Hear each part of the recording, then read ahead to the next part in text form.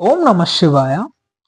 తరువాత శివయ్య ఒక భిక్షగాడి రూపం ధరించి ఆశ్రమంలోకి ప్రవేశించారు.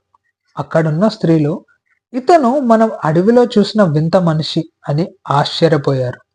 శివయ్య తన గీతాలను పాడుతూ అక్కడున్న స్త్రీలందరినీ ఆకర్షించారు. తమ భర్తల చేష్టలపై కోపంగా ఉన్న స్త్రీలు శివయ్య ప్రేమలో పడిపోయారు.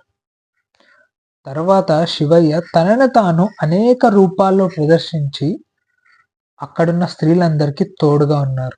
శివయ్య కృపతో వాళ్ళకి 18,000 మంది పిల్లలు పుట్టారు. వాళ్ళు పుట్టిన వెంటనే పెద్ద ఋషులై శివయ్యకు వందనం చేశారు.